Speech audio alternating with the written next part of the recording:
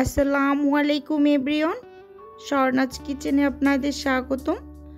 আজকে আমি আপনাদের সাথে শেয়ার করব বেলে মাছ বা বাইলা মাছ ভুনার সহজ রেসিপি। আশা করি আজকের ভিডিওটা ভালো লাগবে। চলুন তাহলে শুরু করা যাক। এখানে আমি কয়েক টুকরো বেলে মাছ ভালোভাবে ধুয়ে পরিষ্কার করে একটু লবণ হলুদ মেখে রেখেছি। পেঁয়াজ কাঁচামরিচ কুচি করে নিয়েছি। আজকের মাছটা আমি আলু দিয়ে পাতলা ঝোল করে রান্না করব। একটা বড় সাইজের আলু কেটে নিয়েছি। এবার চুলোতে একটা প্যান বসিয়ে প্যানটা গরম হয়ে আসার পর দিয়ে দিলাম পরিমাণ মতো রান্নার তেল।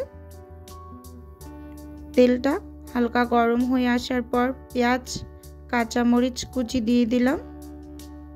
দিয়ে খুব ভালোভাবে পেঁয়াজটাকে ভেজে নেব। এখন এখানে আমি দিয়ে দেব স্বাদ মতো লবণ। লবণটা দিয়ে খুব ভালোভাবে নেড়ে চেড়ে পেঁয়াজটাকে নরম করে একটু সময় নিয়ে ভেজে নেব। ভেজে নেওয়া হয়ে গেলে এর মাঝে আমি আদা বাটা 1 টেবিল চামচ আর রসুন বাটা 1 টেবিল চামচ দিয়ে দিলাম। দিয়ে ভালোভাবে নেড়ে চেড়ে মিশিয়ে একটু সময় নিয়ে কষিয়ে নেব যতক্ষণ না পর্যন্ত আদা রসুনের কাঁচা গন্ধটা চলে যায়। ভালোভাবে একটু ভেজে নেওয়া হয়ে গেলে এক এক করে গুঁড়ো মশলাগুলো অ্যাড করে দেব।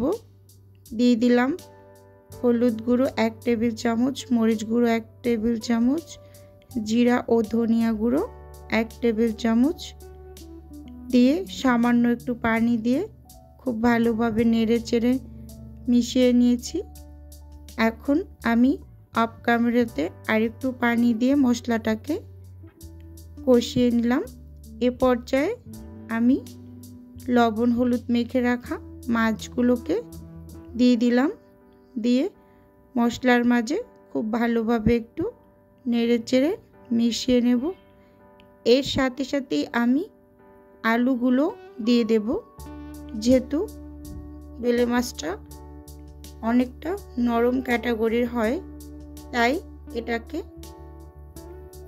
অনেকটা নাড়াচাড়া করা যাবে না। তাই প্রথম পর্যায়ে আমি আলুগুলো একসাথে দিয়ে খুব ভালোভাবে নেড়ে চেড়ে মিশিয়ে সামান্য একটু পানি দিয়ে দেব। এই পর্যায়ে পানি দিয়ে ঢাকনা দিয়ে ঢেকে দেব।